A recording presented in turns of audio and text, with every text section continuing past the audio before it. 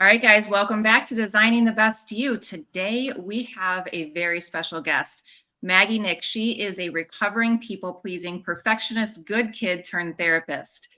With her revolutionary insights, she is a thought leader in healing, low self-worth, shame, and parenting. She is the founder of Parenting with Perspectables, a parenting and reparenting framework to help parents of toddlers to teens find their way through the hardest, most triggering moments of parenting, with the tools and insight to help both their child and their inner child feel seen and loved. She shares relatable insights as a cycle-breaking mom, childhood trauma survivor, and therapist, helping people worldwide to heal, release the shame of feeling not good enough, and to learn to believe they deserve love without conditions. Maggie is the co-founder of the Parenting with Trauma Project, which supports parents showing up to heal their own trauma while breaking generational cycles of trauma for their children. She is also the co-founder of the Estrangement Project, which helps those healing the mother wound and navigating estrangement from their mothers. Welcome, Maggie. Hi, thank you for having me. You're welcome. Isn't it always interesting listening to your own bio? Yeah, it's an experience. I feel like I'm able to, it doesn't make me want to crawl out of my skin anymore, though, the more I heal and kind of step into my worth and all of that. Used to be Absolutely. Like, stop, make it stop. And some people are, they just don't want it. They just don't want to hear it. They don't. But I always find it interesting listening to it and all the accomplishments you've had so far and the things that you're still working on. So tell us how did you even get started into all of this? Oh, it is not the way I expected things to turn out. I'll tell you that much. Perfectionist, right? I mean, but I never saw the parenting framework coming. It's not what but I love it. I'm thrilled to be here, but it's just not what I was expecting. So I was a social worker in the field for almost 10 years before I went to grad school to become a therapist. And I worked with children and adult survivors of domestic and sexual violence at a shelter. Then I worked in the prosecutor's office and the DA's office with victims of violent crime and did that for, I think that was like the first 6 years of my career. And then I had been volunteering with this incredible organization that supports children who've lost a parent, sibling, or primary caregiver called Comfort Zone Camp. Shout out to Comfort Zone. Comfort Zone provides free year-round weekend bereavement camps for kids who've lost a parent or sibling. And we have operations in multiple states. And so I got hired to work at Comfort Zone on the clinical staff. And that was kind of my last, clinical is what I want to do. And so I went to grad school. I found out I was pregnant, I think it was right when I came home from orientation from grad school. So I was basically pregnant the entire time and just freaking terrified that I was going to mess up my kids. Terrified. And so I kind of figured, okay, I've done grief and trauma, throughout my whole career. And so that's probably what I'll focus on right after I'm done. So I'm going to focus all of my papers and all my research on grief and trauma. And then since I have access to all the literature, I'm going to figure out how to not mess up my kids. So I'm going to, and at the same time, I was working through my own, I have childhood SVU kind of trauma, that kind. And I really thought that was the reason I was so fucked up. I thought it was the reason I was such a raging perfectionist and people pleaser and codependent and all these things. And after we did the trauma therapy to heal to the other side, didn't feel that different. And I'm like, well, if it's not that, what is it? And I hadn't found anger and rage come out. Right. Yeah. And I hadn't found my way to Brene Brown at that point. I was sort of I kind of bumped up against shame and didn't know what to call it but I kind of kept drawing all these lines to what I was struggling in childhood. Okay. And my therapist were peeling the layers back. Where did this come from? Where did you get this idea? And I'm like, oh, my mom. And so I never imagined using it for anything other than just to not screw up my kids. But when I came out of grad school, I found myself, I was working with a bunch of children who had oppositional defiance disorder, extreme defiance. And I found myself kind of coaching the parents. They need to get, they're a balloon that needs to explode. You need to, here's on the parenting side, here's how you can support what we're doing in counseling. And just doing more and more parent coaching. And then, I don't know, eventually I had a bunch of my clients were like, you need to share this information. And so I created Parenting with Perspectables. And here we are. I think I have followers in 77 countries at this point. It's Oh just my beyond goodness. anything I could have ever imagined. And you know what, even before I reached out to you about recording this podcast, my husband and I have been following you for the last few years too. And we're the same thing. Like, I don't want to mess up my kids. Like, I don't want to mess up my kids. Again, recovering perfectionist here too, right? Your Yeah. whole life's planned out. And then you're like, whoa, this was not what I expected. Why? I was just telling a friend yesterday, I'm like, you know what? The worst things come out of your parenting, like in you, right? I mean, like, you never expected some of the things that you would say, Yeah. things you would do, how you would feel, any of that stuff. Yeah. It's amazing. It's That's absolutely so amazing. Mm-hmm. So in the work that you've been doing, this incredible work over the years and parenting with Perspectables and things like that, I mean, right? Talk a little about the parenting with Perspectables. Why that name? Like, that's such a unique name and whatnot, and what kind of led to that? Yeah. So I heard the word Perspectables for the first time. I don't know if she invented it. I don't know, but I think other people have mentioned it here and there, but the person I heard it from was Glennon Doyle. She had a viral post talking about put your Perspectables on, and you know, how do things look different? And so I started doing that for me, you know, kind of letting my highest self step into the room when I was in suffering or struggling, or as I was kind of healing from beating myself up about everything all the time. You know, let's put on our Perspectables. Let's try to like see this with fresh eyes. And so then I started using it with my counseling clients, but it was still just kind of these like metaphorical glasses.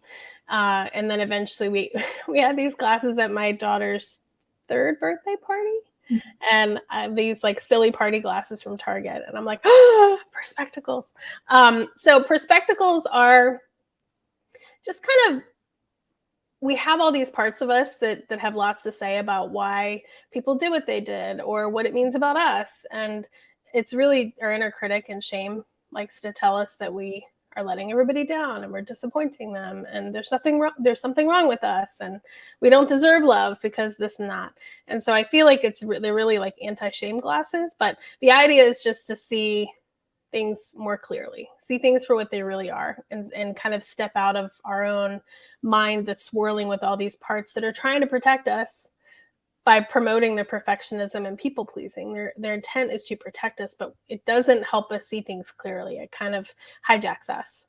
And so I feel like from like my own healing standpoint, I put on my Perspectables to see, like, somebody might not be texting me back. This is not so much now, but man, one of my big struggles, if someone didn't text me back, there would be a part of me that's like, oh, well, they're mad at you. You did something. What is it? We should figure it out now. Let's overthink. Let's go find the needle in the haystack. And so Perspectables helped me to be like, okay, Perspectables on. They're probably going through something right now. They're a busy mom just like me. They're probably doing their best. It probably has nothing to do with me. And Perspectables just kind of gave me this opportunity again to invite my highest self into the room and kind of get that wisdom from my intuition instead of like letting all these parts hijack me. And then as a parent, Perspectables help us see through the triggering stuff, the disrespect and the attitude, and really just all the things that we could never have done that we're trying to raise kids who are allowed to do. And it's like the most triggering situation on earth. And so everything really does change when kids feel seen. And I saw this in the early days of my counseling practice. It was just astounding. Like when I would, you know, this kid would be talking about something and I'm like, okay, that's what's on the surface. Like that's the metaphorical smoke. What's the fire here, right? A functional perspective.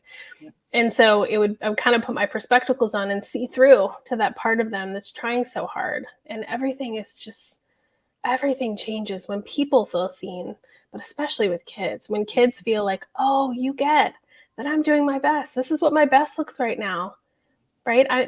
My impulse control has gone offline. I'm completely overstimulated. My body needs to explode right now. I don't know why I'm pushing you away, but I need you to know that I'm in here and I'm doing my best. I'm really trying, and it's just not working. Like when kids feel that from us, I'm getting goosebumps just thinking about it. Profound. So that's Perspectables. It's huge. I mean, even this morning, we had our littlest, who's going to be 5 next week. I mean, he's been going through like anger rages, right? They all have these emotions and things like that. We got a new puppy, so he's not the littlest anymore, and those type of things. And I had to remove him because he was throwing and hitting and calling people stupid and all these things. And I'm like, this isn't my little boy. I know that. Let's bring him out. I mean, is it triggering? Yes, because I wasn't seen and heard and things like that. And I was like, I'm sure this might have been the same with you growing up. Just go to your room, and when you can come out and have a better attitude. Yep. When you're acceptable again and lovable again, come back. Exactly. So I had to bring him outside, and I'm like, what do you do? And he starts like hitting me and screaming. I'm like, I didn't do anything to you. I'm just here to love you. I'm here to protect you, to keep you safe, to keep your brothers safe, everyone else in the house safe from, hurting people. What's going on? I don't know. And they really don't know. No, they have don't. no idea. And I know personally, if my parents would have been like, okay, we're just going to sit with you.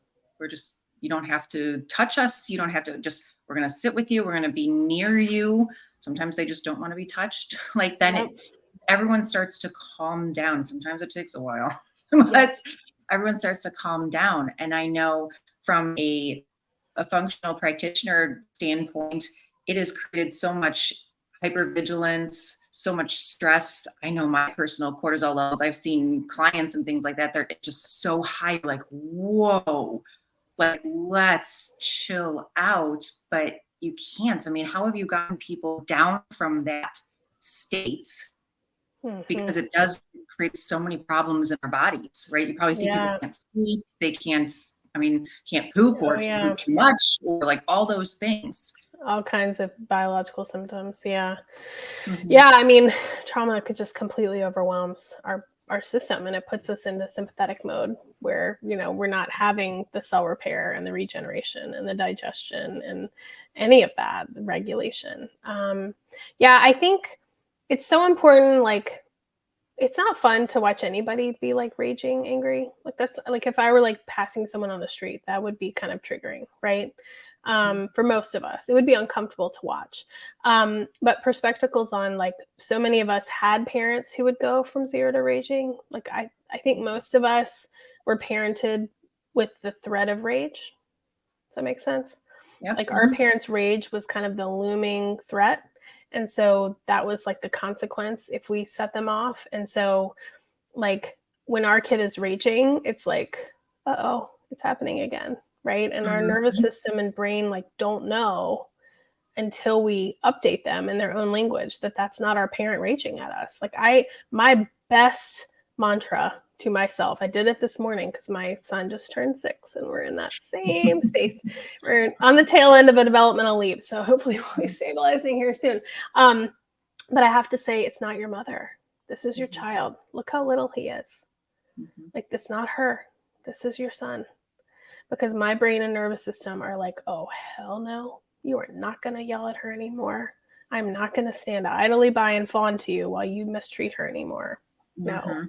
And so, right, like these parts are ready to go. And so I think it's triggering from that standpoint. And then it's also triggering because we feel this like intense compulsion to protect our kids from what would have happened to us, right? On some level, we feel the like shame and worthlessness, and we don't deserve love, and we're such a disappointment of how we would have been made to feel if we had acted like that.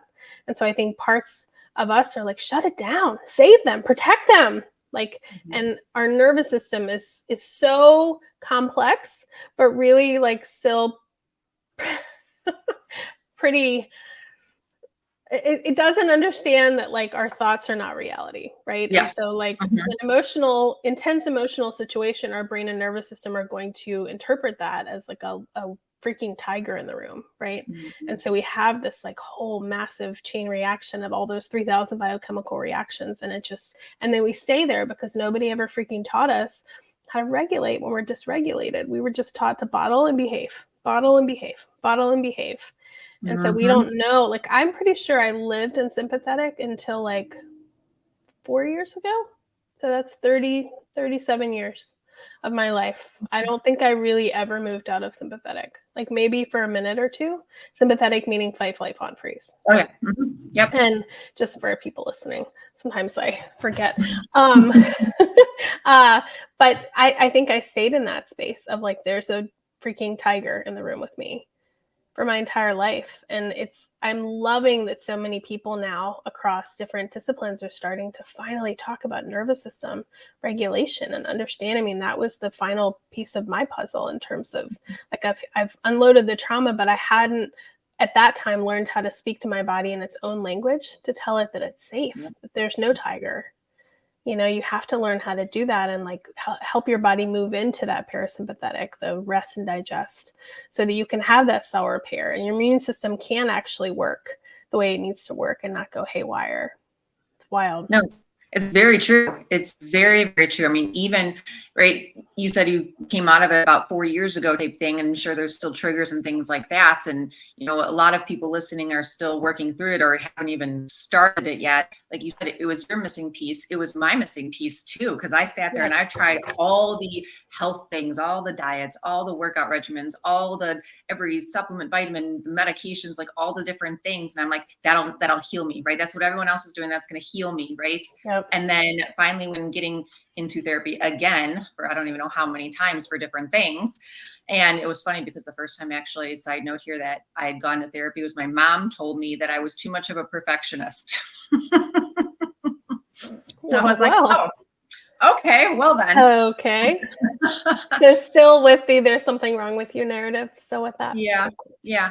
And so after getting into that therapy and really diving in, and she's like, did you ever think that there's something going on and you're stuck here? And then I started, me being this very deep dive, like I got to find the root cause. Like I have an engineering and operations background. So putting that together with medical is like some people's worst nightmare, but I dive in deep. I'm going to find the answer no matter what the cost. I mean, sometimes you can't find it, but when I was diving in, I'm like, oh my gosh, wait, mom, dad, childhood. It's not separate from what's going on with my body. It's not separate from anything else that's going on. It's all intertwined. I was wondering why, and a lot of people, my husband he couldn't understand it for the longest time, why when he would come up behind me, I'd jump. Mm-hmm. And he's like, it's just me. I'm like, I know it's just you, but it doesn't feel like it's just you. And people don't get it. But when you start putting those pieces together, it's like those aha moments and everything starts just, oh my goodness, we were created as this one whole system. And it does all start with your nervous system. Yep. I remember doctors telling me, I've had patients who are like, oh my goodness, they're just telling me it's adrenal issues or thyroid issues, or I've got leaky gut or whatever it is. Well, that stuff just doesn't happen from the foods we eat or from over exercising or whatever, or just stress at work. That stuff happens way back and our nervous system remembers it. And I don't know about you, but I would just love to hate the people that are like, we'll just speak all the different affirmations all the time. I'm like, y'all. I have nothing nice to say about that. I'm like, it's a good day, it's a good day, it's a good day, it's a good day, it's a good day, right? My dad's the king of that. Well, and again, I'm the shame fairy. I'm always going to bring it back to shame. Like we think something's wrong with us. Mm-hmm. Like it promotes this idea that there's something wrong with me. Like a lot of people, when I talk about there's nothing wrong with you, it's one of the key messages we get from shame and our inner critic. Mm-hmm. They're like, but something is wrong with me. I have trauma. And I'm like, trauma's not you. Trauma is your body's response to what happened to you, right? So something bad happened to you. Something wrong happened to you, but that doesn't mean there's something wrong with you.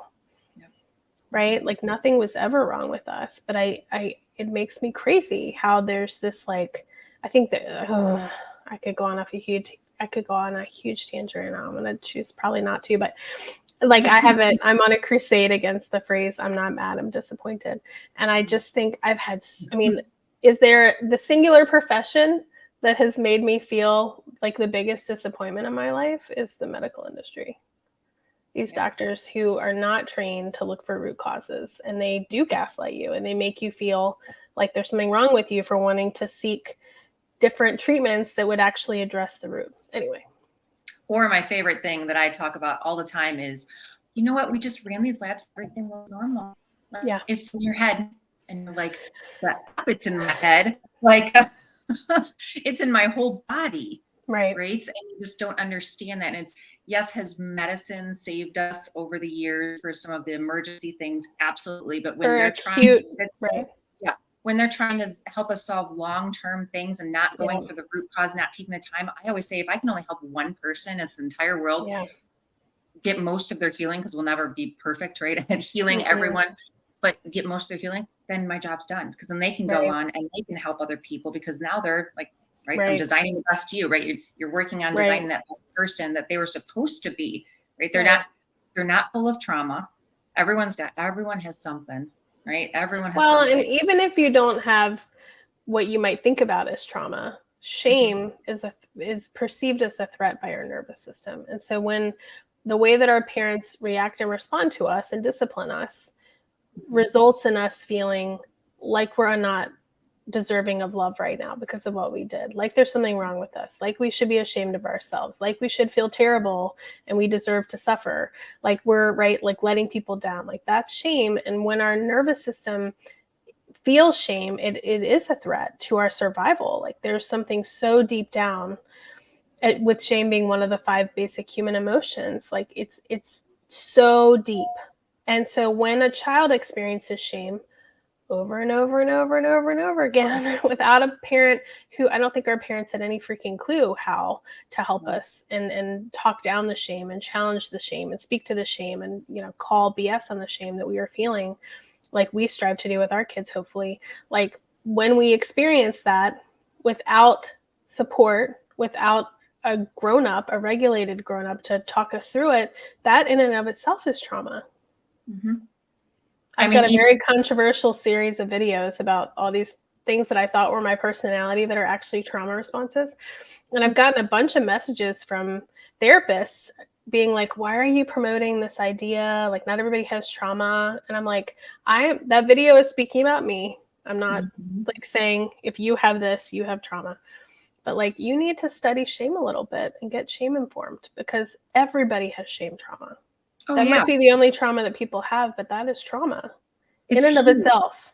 It is huge. I mean, even the conversation, and I know my husband gave his approval for me to talk about him a little bit today. It's like last night. I mean, he's in sales. End of the month, it is one of their company's slowest months, and he's like, don't expect me home until late tonight. We're not going to be able to get off the clock until late. And if I don't perform, and then it went in this downward spiral. I was like, whoa, like, can we stop right now? It just went in this downward spiral of, I'm not good enough. I'm supposed to provide. I'm supposed to, like, now I have to go do other things because I'm not good enough here. They're going to let me go. They're going to, and I think it's right. It's in the corporate world too. It's not just us moms and parents stuff. I mean, right, there's parents in corporate, but like when you're at your job, I mean, I remember being in corporate and you just hear it all the time. And even myself too, like, oh my gosh, we didn't get things out. We didn't get that project on time. We didn't get launched. We didn't, like, all these different things. And there's shame, like you said, everywhere.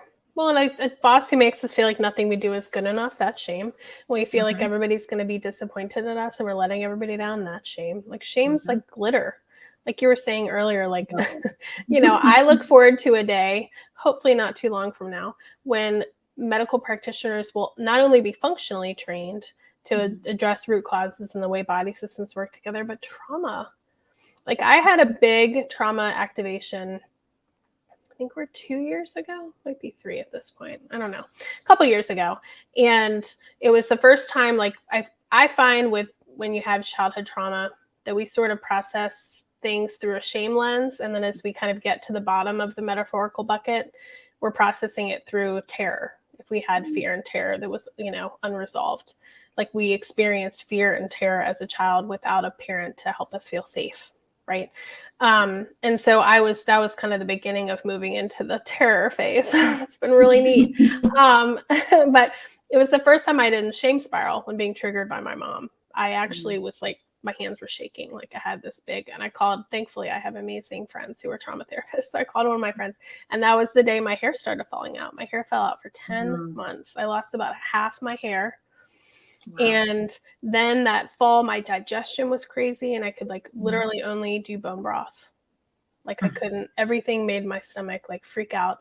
And then that was like spring to fall. And then the next spring I started having like a heart thing, and it was like my heart would like speed up and slow down. And so we did the whole cardiology thing, heart monitor, all of it. And I'm pretty sure it was just trauma, like all of it. You know, I think our body has this core need to release. And especially when you've had trauma, it's an excessive need to release, right? All of these overreactions. And so I think I can look back now. It was really hard. I didn't know if I was going bald with my hair, you know, am I going to have to get a wig? Like, why did the universe call me to this really public thing when I'm losing my hair? But like, what a beautiful way for my body to release. Like, I let go. I mean, that hair was long. Like that I've had that hair and that trauma stored in that hair forever. And my body found this beautiful way to release. And I think sometimes we have trauma that we can't put words to because it's too frightening, too terrifying. It happened too early in our life. So we truly don't have, you know, verbal side to that trauma. And so I think sometimes I had IBS for years. And like, as I've healed my trauma, it just like disappeared. And then if I have a big trauma activation, I can expect IBS symptoms for a week or two, and then my body comes back. Like, I just think our body has to sometimes get really creative in how it releases. And I think my heart thing, like I'm working through some abandonment, some really fun abandonment trauma, like deep trauma. And that's when I've noticed it now. Like it always comes with that. Like my heart does the thing when I'm feeling abandoned, a feeling abandonment, or usually with my parents, working through all of that. And so my body is doing this brilliant thing where it takes the trauma from my mind and says, here, I'll take it. I'll get rid of this for you. And the heart's a freaking muscle. You know, it's kind of corny to think about my heart being the one, but whatever. It's real. It's different in all of them. It really is. And I mean, I've seen this too, where it's, for example, I could, you know, I like to take most of my own story too, so to protect clients too. It's like back a couple of years ago, my body was, I mean, I was going. I just always thought it was right. Type A personality, just go. That's what I was told. I was bossy. I was all those things. And having 3 kids in 3 years, I don't recommend it, but 3 kids in 3 years and all boys. And we were living in Arizona at the time. So all of our family was in the Chicagoland area and both sides of the family. So we had no one out there, which we purposely did. But then at the same time, we're like, we have kids, we need them. And looking back, we didn't, and we still don't. But right. You don't know what you know till you know it. Yep, you don't know till you know. And so I was sitting there and I was like, why am I this right? This is around COVID time. I'm like, I'm the only one not getting COVID. Okay, we'll handle that, fine, whatever. But as us moms, I guess we can't get sick anyway. So I didn't really know if I did or not. And so just kept going. Well, we had come back from an island for a friend's wedding and came back. And I was like, something doesn't feel right. I'm just not feeling good. Like, I know I ate the foods I'm supposed to. I didn't do all the things because I'm gluten and dairy free too. And it's like, okay, what's going on? And all of a sudden, I just broke out my body from here down and around in just these welts and hives. I was like, I look like I freaking got suction cups all over my damn body. What happened? I mean, I went to naturopath. We were doing IVs, trying to boost my system. I went to the dermatologist because she's like, I don't even know anymore. I've been doing this 30 years. I have no idea.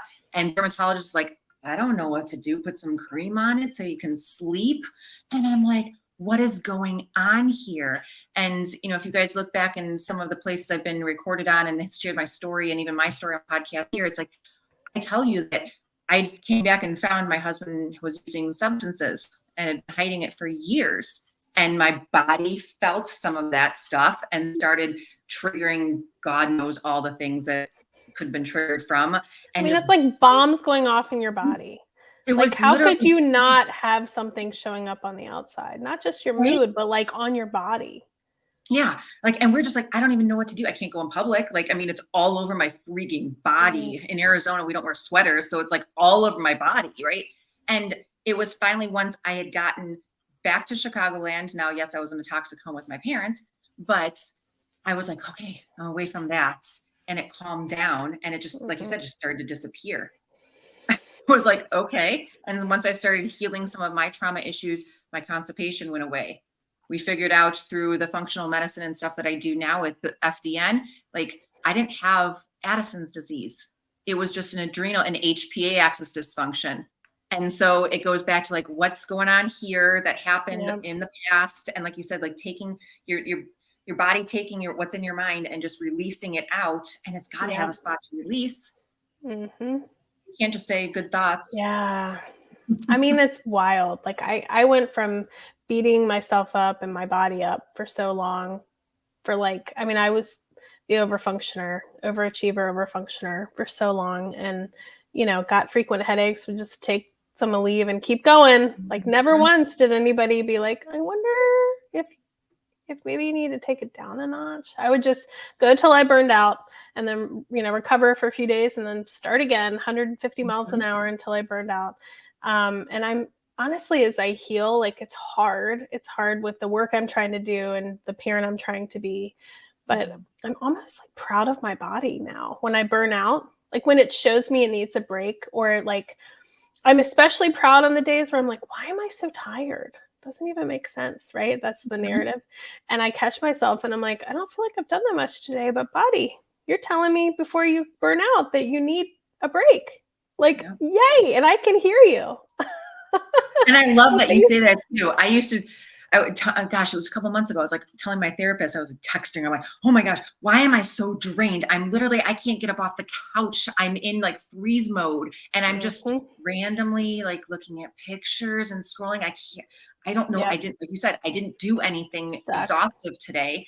And she's like, oh, sweetheart, let me tell you, your body's remembering some things. And this, again, we're going to tell you, is hard work. Like we talked earlier before we got on here, like breaking the generational chains.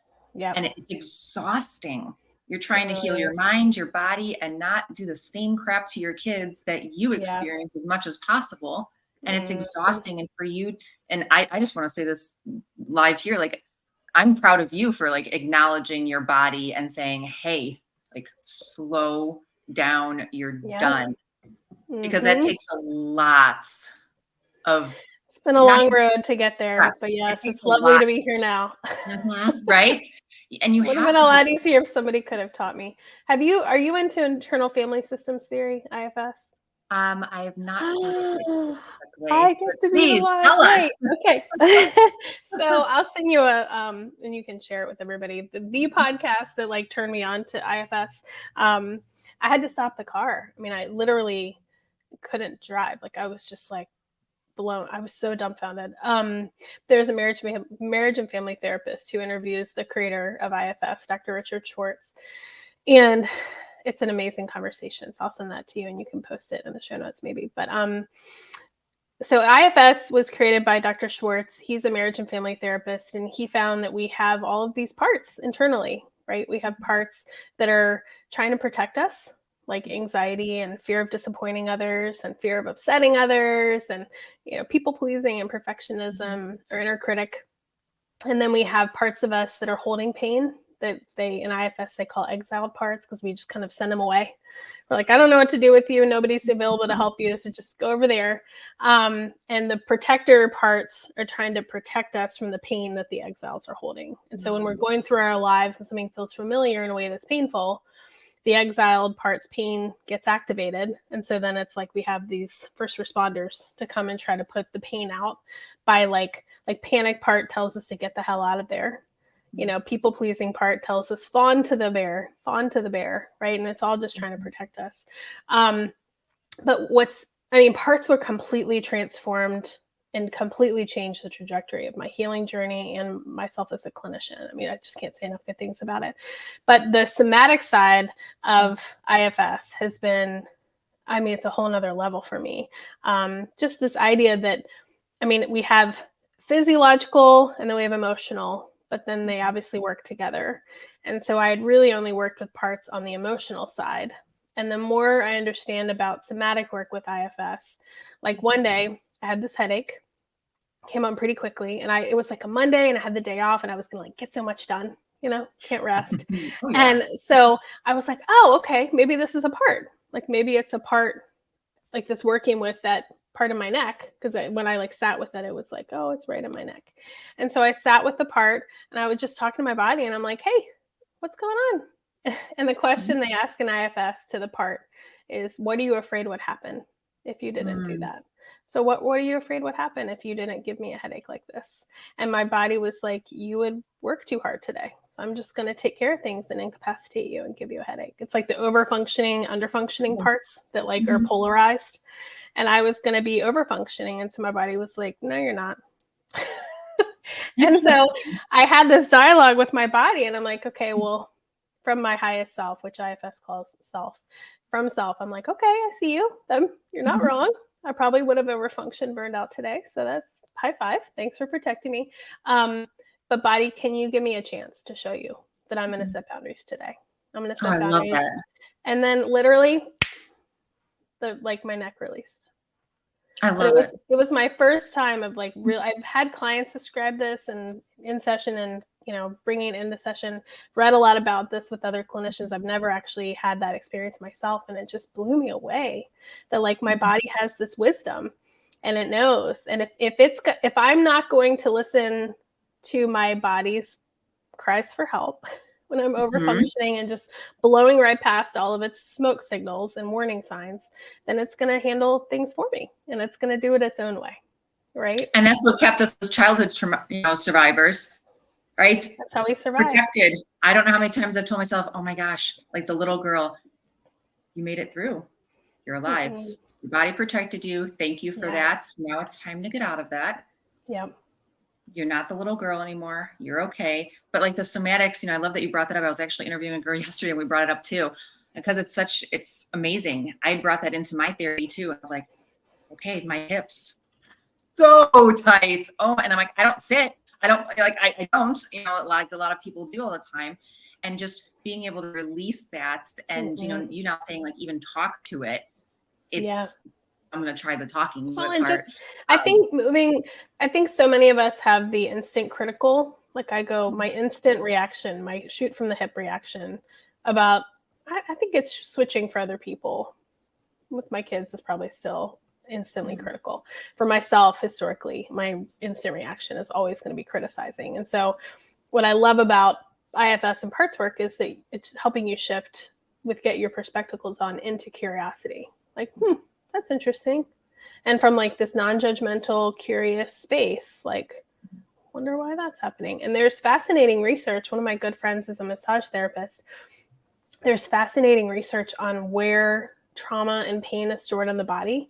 Like, I'll never forget this. One day, I hadn't seen her in a couple weeks. We share an office, so I usually it's like been the best thing ever. I get massages pretty frequently now. That's how you do it. Same person. Well, I'd never it was always just like luxury, an expensive luxury. And then she moved in, and so it was like, well, I got to make this happen. And having someone who knows your body, that's what a crazy idea. I don't know about you, but those are the only people I ever felt safe with. Right. Strangers, therapists, right? Right.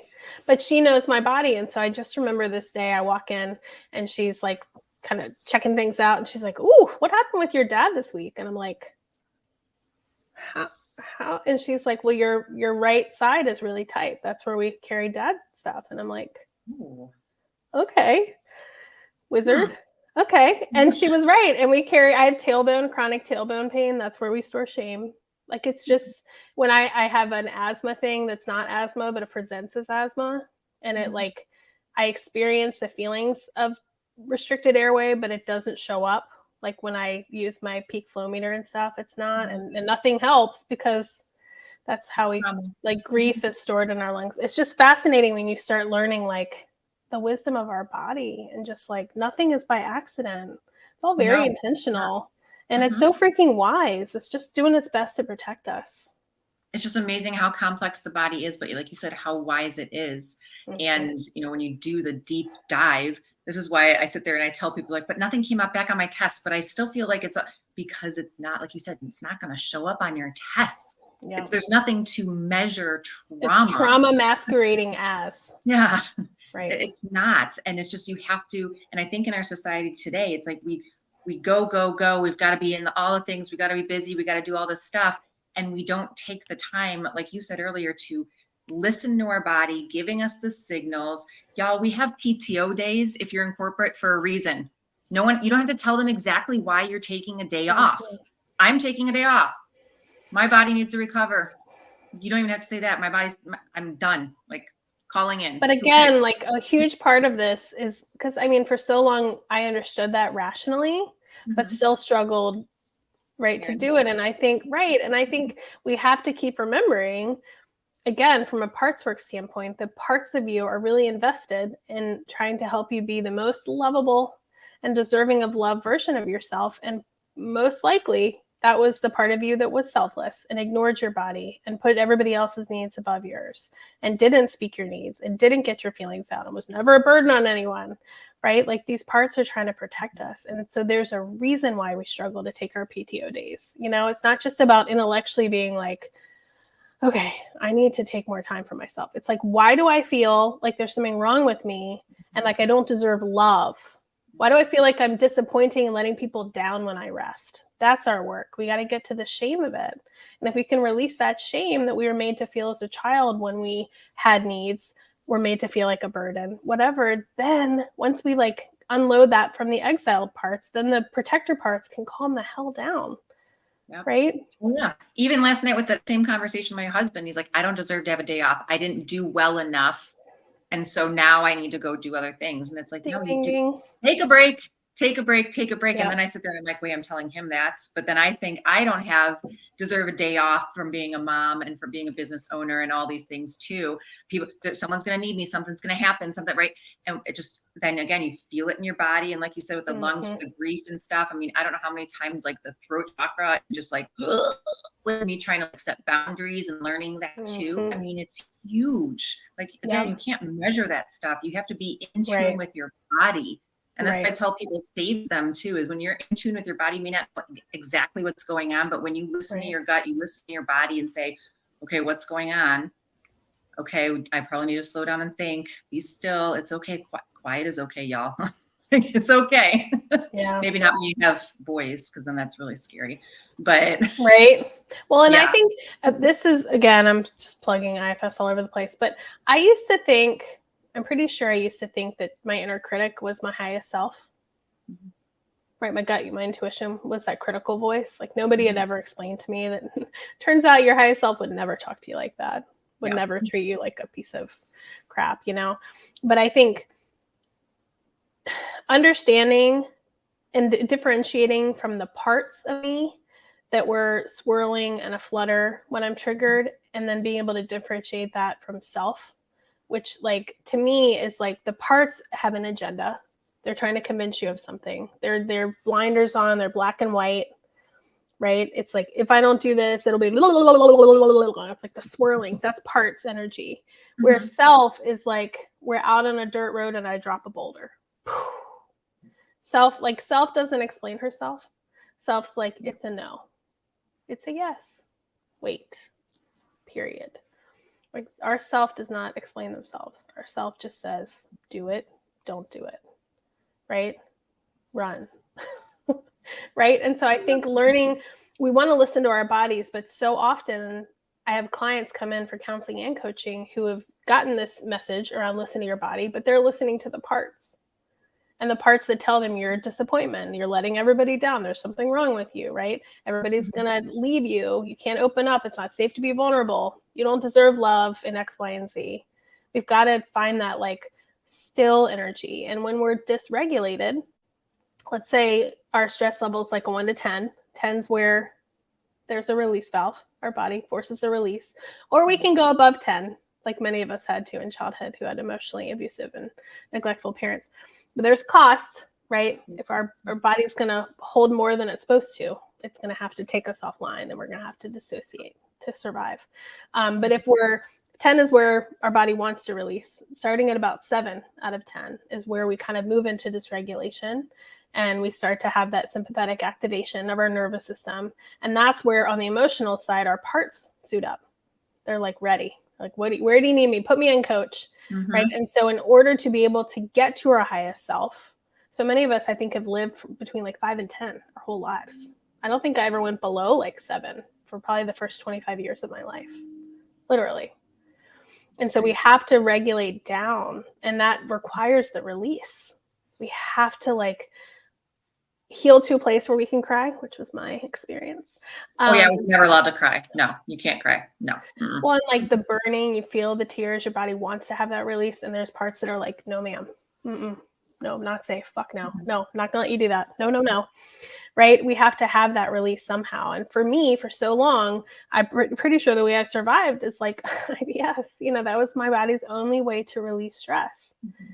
And so it did the best it could.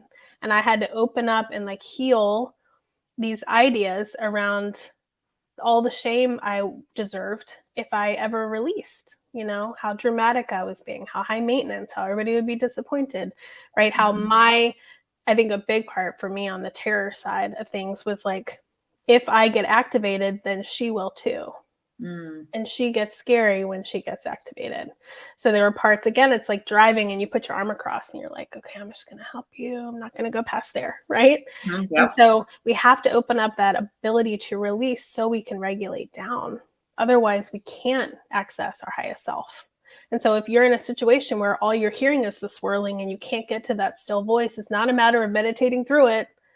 It's a matter of you need to release it. And sometimes like that means I do a 1-song workout. I put on a song that's got a bomb bass line and I do a 3-minute workout. I do squats or wall push-ups or something just to like hand it off to my body and allow me to kind of like move that stress out so that I can regulate down.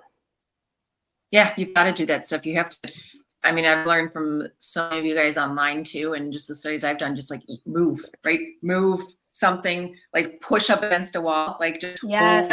push, get it released out. I mean, I try to tell my kids when I'm afraid they're going to punch a hole in the wall, but like anything. No, we need to resist something, and kids need to resist us and our rules, but we do need to resist something. And there's so much fascinating research in the somatic world around just pushing up against a wall when you're triggered to have that release. Like your body does need something to resist.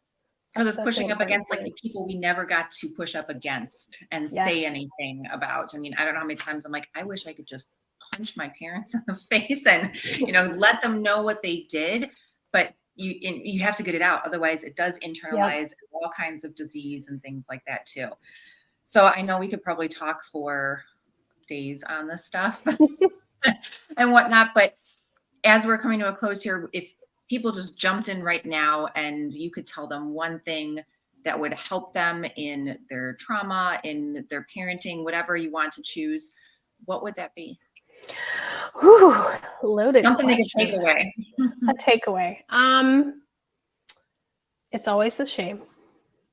Like literally, it's always the shame. It's not the thing, it's how the shame we feel about the thing. So it's not that I am so tired today, I'm burned out. It's that I feel like I shouldn't be tired. I don't deserve to be tired, right? It's always like our inner critic is made up of 4 parts. It's shame, fear of abandonment, fear of making other people mad and upsetting them, and fear of disappointing others.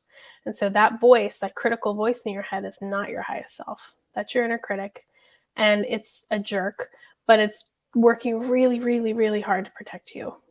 And so like regulation is really important in learning how to have that release and how to help your body feel safe enough to have that release so you can regulate. But to me, step 1, and where I always start with clients, is helping them understand shame and their inner critic and noticing the inner critic and befriending the inner critic and looking at it with curious eyes and going, oh my gosh, I have hated you for so long, but it turned out you were just trying to protect me. Holy hell. Like, thank you for your service. What you're saying right now is not helpful and it hurts me, but I see that you've just been trying to take care of me this whole time. And so much of what we struggle with, so much of our suffering is shame in all of its faces. And so I think that's a huge and very important place to start. I love it. I love it. Well, where can people learn more about you and get involved with all the things that you're involved with? So I'm on Instagram, TikTok, and Facebook. I have Parenting with Perspectables and Maggie with Perspectables. Parenting with Perspectables pages, I just share parenting stuff and reparenting, really parenting while reparenting your inner child stuff. And then on Maggie with Perspectables, I share more about my therapeutic insights as a clinician and insights about my healing journey and kind of me as a mom. Awesome. We'll have all those links in the show notes for you guys. And thank you again, Maggie, for being on here with Designing the Best You. And take care. Thank you so much for having me. I enjoyed this. Good.